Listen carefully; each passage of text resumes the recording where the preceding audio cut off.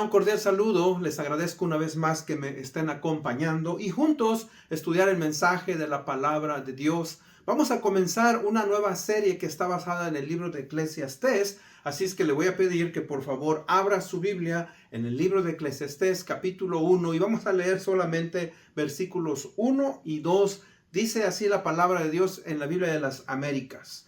Palabras del predicador, hijo de David, rey en Jerusalén. Vanidad de vanidades, dice el predicador, vanidad de vanidades, todo es vanidad. Vamos a Dios en oración. Señor, te agradecemos, Padre, en este día por la oportunidad que nos das de poder estudiar el mensaje de tu palabra una vez más. Señor, gracias porque a través del conocimiento de ti podemos saber, Señor, que no vivimos en un mundo sin propósito. Vivimos, Padre, bajo tu protección, bajo tu guía, tu soberanía. Y pedimos, Padre, que nos abras nuestra mente y nuestro entendimiento. Hay preguntas que no podemos contestar. Hay tantas cosas, Señor, que a veces nos hacen sentir inseguros, nos hacen sentir con miedo, Padre. No sabemos qué nos depara el futuro, pero estamos en tus manos. Señor, que esta serie sobre este libro nos ayude a poder entender, Padre, que a pesar de que el pecado entró en este mundo, en esta creación, tú, Señor, sigues teniendo control de todo. Esto lo pedimos en el bendito nombre de Cristo Jesús. Amén. Como dije yo anteriormente, vamos a entrar a una nueva serie.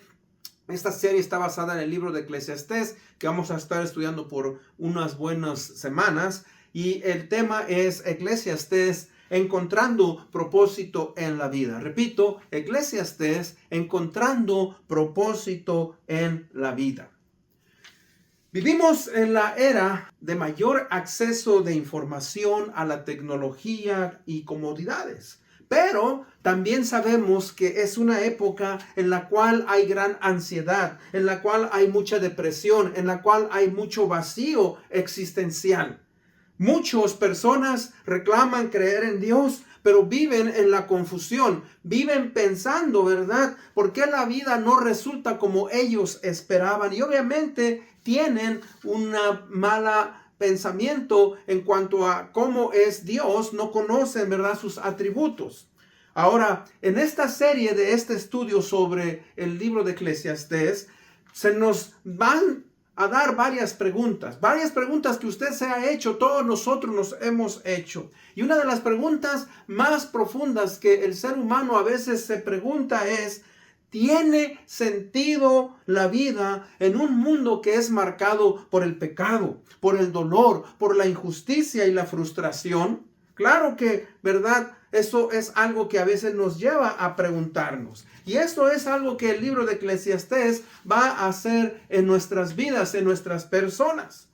Como creyentes en el Señor Jesucristo, la Biblia nos enseña y nos dice que Cristo es el Señor, que Cristo es Dios, que Cristo es el creador de todo lo que existe.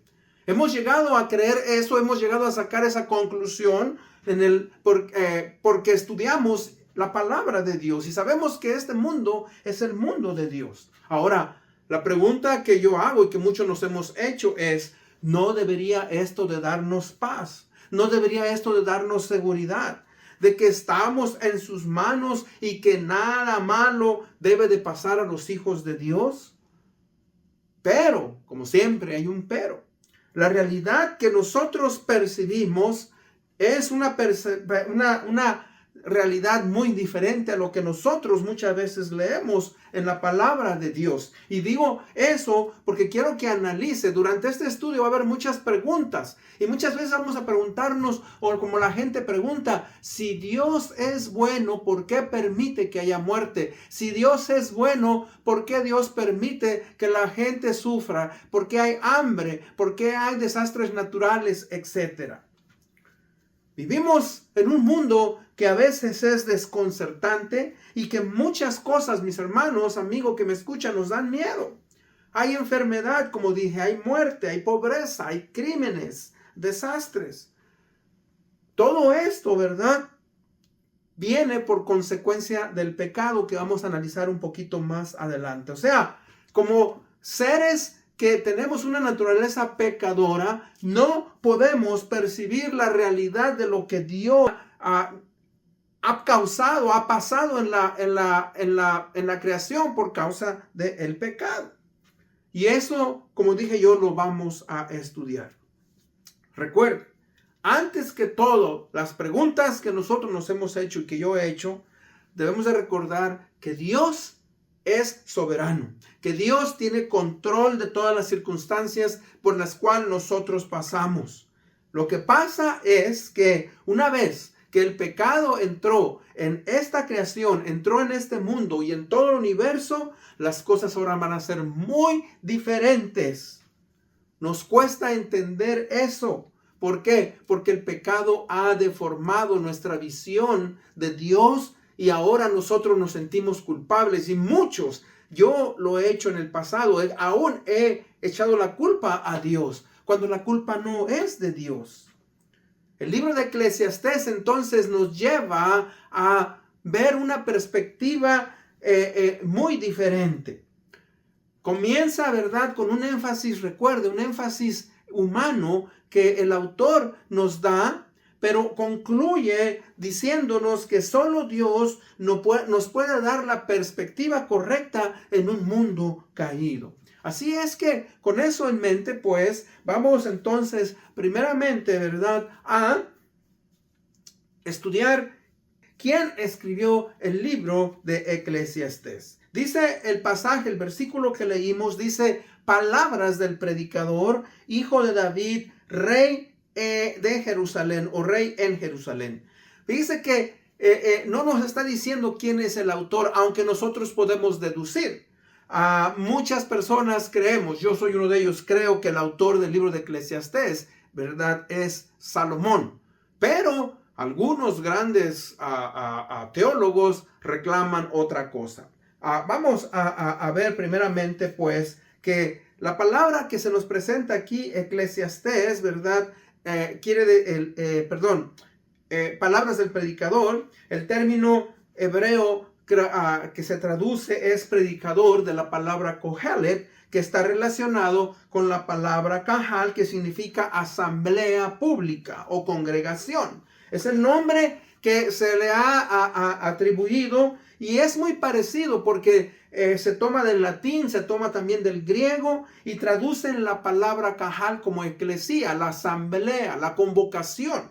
Entonces, también nosotros pues vemos que cuando está hablando el predicador, él está hablando una asamblea, está hablando un grupo de gente que obviamente él estaba enseñando.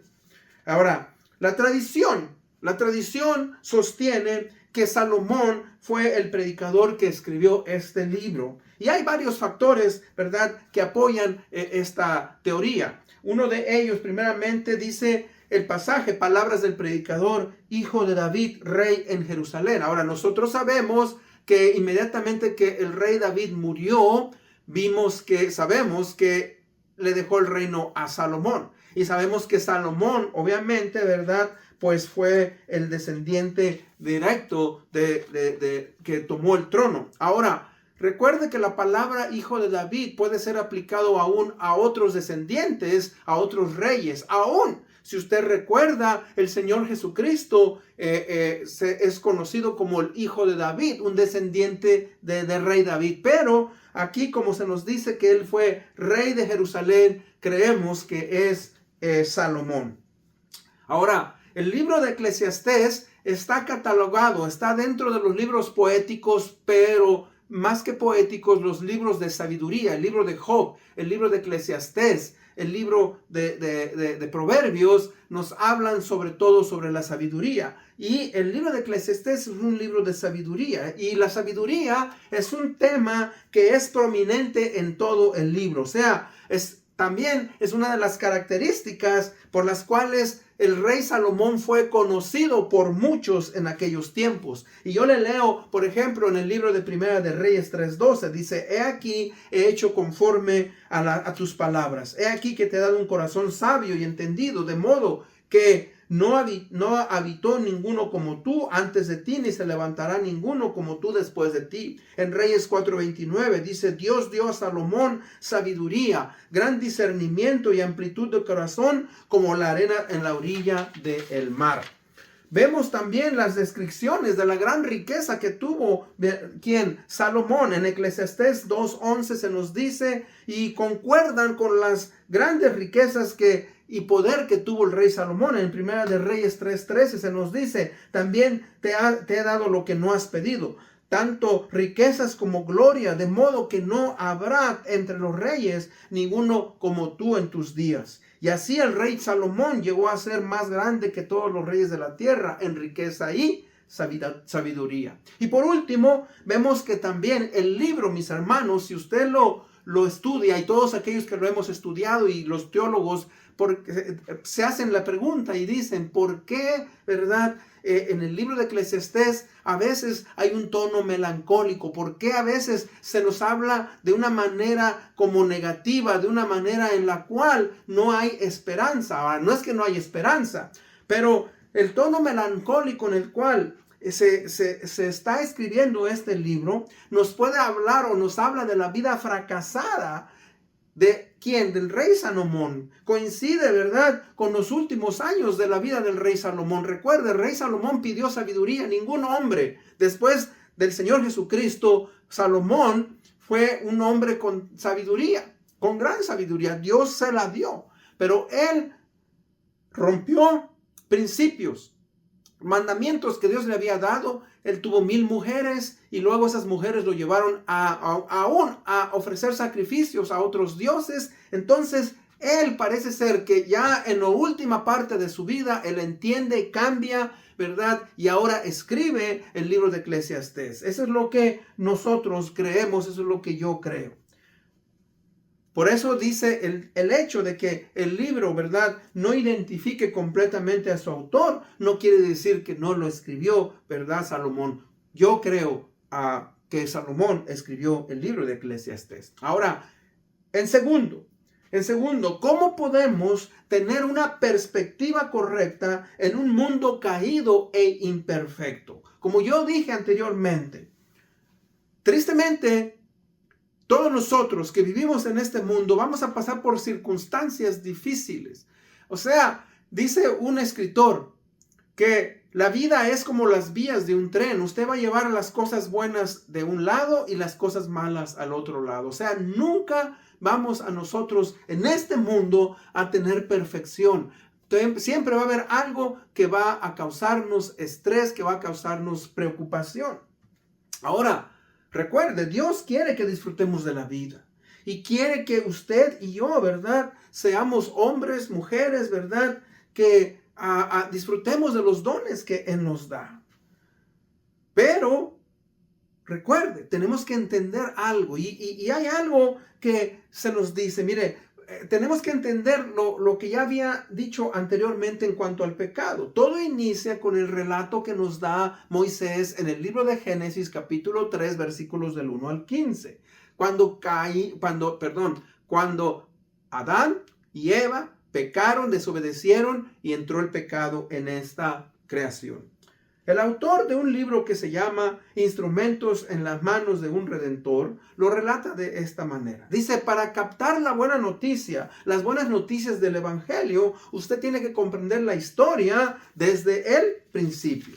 Y él relata lo siguiente. Dice, durante un breve periodo de tiempo, cuando Dios creó el mundo, gente perfecta caminaba por el mundo. Perfecto, en perfecta unión con Dios. El ambiente era exuberante y rico, con una gran colección de animales que habitaban en el aire, la tierra y el mar. Todas las necesidades físicas y espirituales eran plenamente satisfechas. No había estómagos vacíos o enfermedades que temer. Los jardines estaban libres de malas hierbas y de espinas. El hombre y la mujer, Adán y Eva, vivían en perfecta unión el uno con el otro. No había una competencia malsana, ni lucha por el poder, ni venganza o recriminación. No había intrigas secretas, palabras duras, ni miedo, ni culpa, vergüenza o rebelión contra la autoridad. Existía un entendimiento perfecto, una comunicación y un amor perfecto. No había lucha contra la identidad, no había ansiedad, depresión o adicción. No había una historia personal dolorosa que superar. No había miedo de lo que pudiera suceder en el futuro. ni motivos mezclados, ni lucha contra deseos desordenados. No existía la tentación contra el pecado. Con Dios también había una unión perfecta. La gente amaba, adoraba y obedecía de la forma en que fueron creados para hacerlo. Incluso en la frescura del día, ellos caminaban con Dios en el jardín, gozando de perfecta comunión con su Creador. Eran los administradores permanentes de Dios, puestos ahí para gobernar lo que Él había hecho. E hicieron bien su trabajo. Dios no tenía ninguna razón para confrontarlos y ellos no tenían nada que confesar. Todo estaba bien día tras día. La vida era mejor que cualquier cosa que podamos imaginar desde nuestra perspectiva ahora dañada por el pecado. Pero, ahí viene el pero, lamentablemente esto no duró mucho. En un acto de rebeldía más significativo que jamás se haya cometido, el hombre y la mujer se apartaron del plan ordenado por Dios. En un segundo, todo se vino abajo. Toda la asombrosa belleza de ese mundo se dañó profunda y permanentemente. En un instante, el miedo, la culpa y la vergüenza se convirtieron en experiencias humanas normales. Las personas que una vez vivieron en perfecta armonía, ahora se acusaban, se engañaban y luchaban por tener el control. Las malas hierbas y las enfermedades se convirtieron en preocupaciones diarias. La gente empezó a desear lo malo y a hacer lo que estaba mal. En lugar de someterse a la autoridad de Dios, vivían como sus propios dioses. El mundo que una vez cantó la canción de la perfección, ahora gemía bajo el peso de la caída. ¿Qué le parece todo esto? De algo perfecto ahora a un mundo imperfecto. Y mientras va pasando el tiempo más y más, nos vamos degenerando más. Y usted ve cómo cada vez hay enfermedades nuevas, desastres y todo, ¿verdad? No se puede negar. Aún la ciencia nos dice, hay una ley, la segunda ley de la termodinámica o la ley de la entropía nos dice, ¿verdad? Que este mundo, que este universo tiende, ¿verdad? ¿A qué? Tiende a la oscuridad, tiende a que la energía se acabe. Todo tiende, ¿verdad?, a acabarse. Y usted puede verlo. Usted tiene un par de zapatos y le duran un tiempo y compra un carro nuevo y ese carro se desgasta y después tiene que comprar otro. Tiene una casa, su propio cuerpo. Usted nace bien y pasan los años, nos vamos desgastando. O sea, todo eso es parte de la realidad de que el pecado ahora gobierna en este mundo. Por eso el libro de Eclesiastés nos va a hablar y nos va a dar una perspectiva diferente para que usted y yo tengamos la seguridad de que Dios, ¿verdad?, tiene todo bajo control. No es verdad que el libro de Eclesiastés es un libro negativo, es un libro en el cual nosotros no vamos a sentirnos con miedo. Y le digo eso porque aún gente que ha atacado la Biblia, que ha atacado a Dios, han usado el libro de Eclesiastés para decir, mira, lo que dice el libro de Eclesiastés es negativo. Recuerde, el predicador está hablando primeramente de una perspectiva humana. Es inspirado por Dios, pero él está dando una perspectiva humana. Pero poco a poco, cuando concluye en el capítulo 12, nos dice, teme a Dios y guarda sus mandamientos, porque ese es el todo del hombre, porque Dios va a juzgar nuestras obras, buenas o malas. O sea, que en este mundo, a pesar de que muchos dicen que vivimos en un mundo en el cual no hay propósito, déjeme decirle que sí hay propósito. Antes de eso, mire, vamos a analizar el versículo número 2. La vanidad de la vida. Dice el versículo 2, vanidad de vanidades, dice el predicador, vanidad de vanidades, todo es vanidad. Existen cuando menos 6 diferentes maneras de expresar la palabra o la expresión vanidad de vanidades, todo es vanidad. Mire, cuando hablamos de eso, primeramente decimos, ¿verdad? Vanidad de vanidades, todo es vanidad, no está hablando de una persona cuando decimos, este hombre es vanidoso, esta mujer es vanidosa. O sea, y que en cierta manera cuando decimos eso, decimos que esa persona se concentra mucho en su físico, en su externo, pero se olvida que un día todo eso se va a acabar. Primeramente, cuando dice vanidad de vanidades, es que que todo es vacío. O sea, cuando dice que es vacío, que no hay sentido, no hay beneficio alguno. Dice este otro teólogo, Kinder, nos enfrentamos a la espantosa deducción de que nada tiene significado, nada tiene importancia bajo el sol sin la existencia de Dios. Pero como Dios existe, es entonces que podemos oír como las buenas noticias de que todo lo que hacemos importa, ya que Dios va a traer toda obra a juicio, con toda obra secreta, ya sea buena o ya sea mala. O sea, yo le he dicho a usted, si Dios no existe, si no hay eternidad, entonces nada importa. Nada tiene valor en esta vida. Pasamos como pasa un árbol, pasamos como cuando muere un gato, cuando muere un caballo, como una piedra, cuando una estrella deja de existir. O sea, todo va a perecer y nosotros vamos a perecer. Nada de lo que usted haga entonces importa. O sea, eso es lo que quiere decir que es vacío. Pero él no está diciendo que es vacío en sí. O sea, si una persona no tiene a Cristo, si una persona no tiene una relación con Dios, entonces, ¿verdad? Todo lo que hace en este mundo no va a importar. ¿Por qué? Porque va a perder. Dice en el Nuevo Testamento, nos dice, ¿de qué le sirve al hombre ganar al mundo y perder su alma?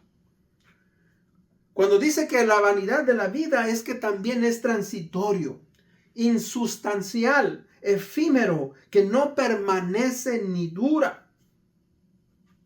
O sea, usted, ya lo dije anteriormente, usted se compra, ¿verdad? Un automóvil, usted compra una casa, usted se compra un par de zapatos, usted va y compra víveres en la tienda. Todo eso se acaba y hay que estar constantemente, ¿verdad? Comprando. La vida, mis hermanos, es transitoria. En el libro de Santiago se nos dice que la vida es como la neblina que pasa.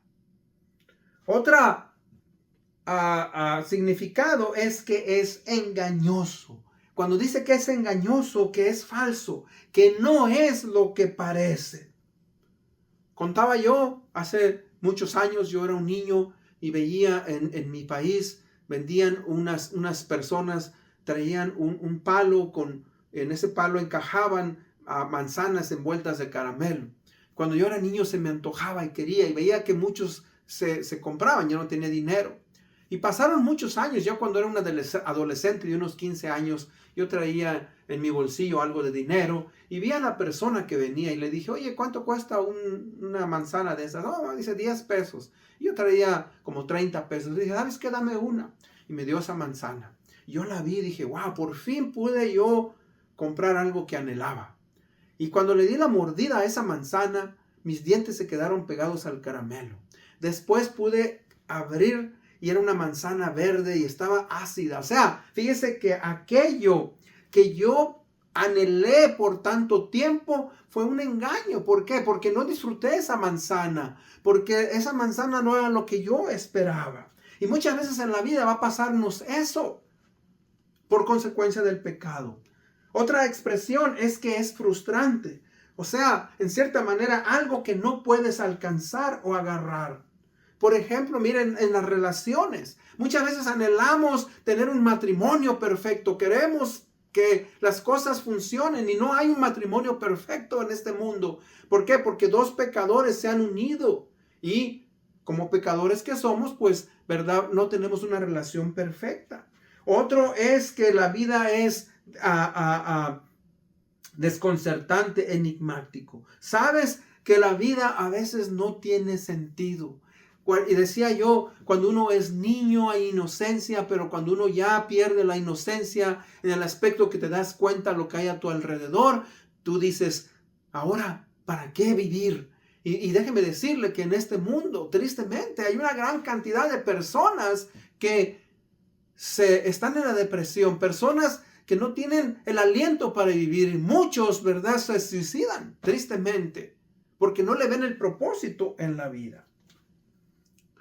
Y ahí es donde usted y yo, ¿verdad?, debemos de analizar y debemos de darle las gracias a Dios.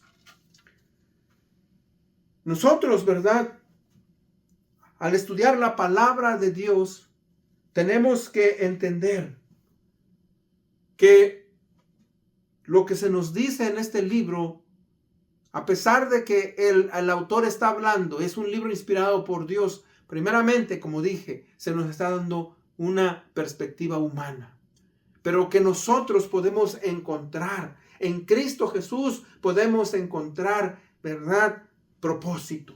Ese es el mensaje que yo quiero, ¿verdad?, que también usted entienda. En Cristo Jesús, aunque la vida, a veces nosotros quisiéramos que fuera de una manera diferente, no va a ser así. Y que aún cuando alguien le hable del evangelio, cuando alguien le diga que si usted viene a Cristo Jesús y usted ya no va a tener problemas, eso no es cierto. No hay tal cosa. En esta vida, mientras estemos en este mundo, nosotros vamos a seguir sufriendo. Con Cristo o sin Cristo va a haber sufrimiento. Pero la diferencia que hace Cristo es que nos trae esperanza. Cristo trae luz a nuestras vidas. Nos hace entender que sí, que tristemente a consecuencia del pecado, ahora un mundo que está vacío, pero que sí podemos confiar en nuestro Señor Jesucristo. Es algo maravilloso que todos nosotros pues debemos, ¿verdad?, de estudiar.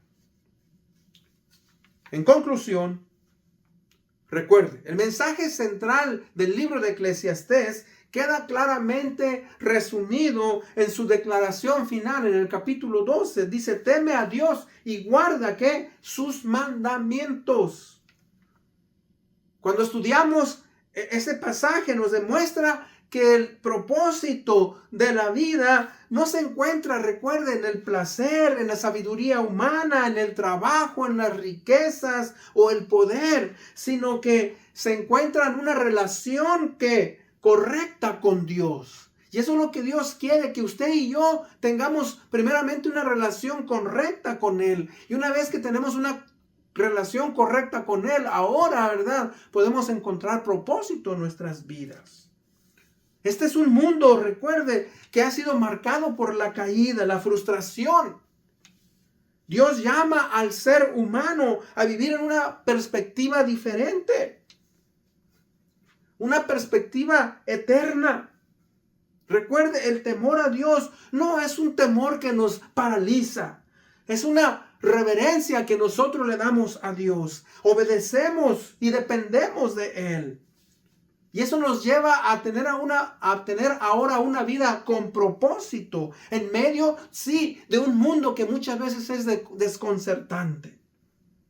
Mire, tal como lo afirma el Catecismo Menor de Westminster, dice, el fin principal del hombre. ¿Cuál es el propósito del ser humano? Y responde, dice, el fin principal del hombre es glorificar a Dios y de gozar de Él para siempre. Y Eclesiastés nos enseña que fuera de esa verdad, todo es vanidad. En Dios, en Cristo Jesús, solamente podemos encontrar un verdadero significado para esta vida.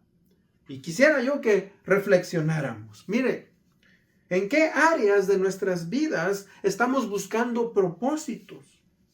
¿Está buscándolo en el mundo o está buscándolo en Dios?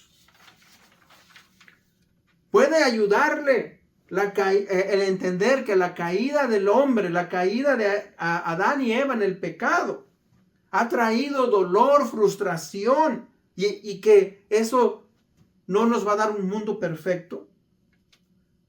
¿De qué manera Eclesiastés corrige nuestra visión superficial de este mundo y que ahora usted y yo debemos de trabajar?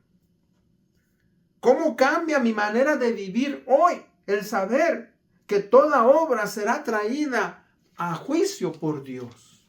Vivimos pues en un mundo en el cual usted y yo es diferente, un mundo lleno de retos, pero que en Cristo Jesús podemos encontrar esa esperanza. Con eso en mente oremos. Padre bendito, te damos las gracias, la honra y la gloria por darnos el privilegio y la oportunidad, Señor, de estudiar tu palabra. Señor, sí, sabemos que por causa del pecado vivimos en un mundo ahora que tiene muchas consecuencias y que aún los cristianos muchas veces sufrimos y vamos a pasar por momentos de dificultad.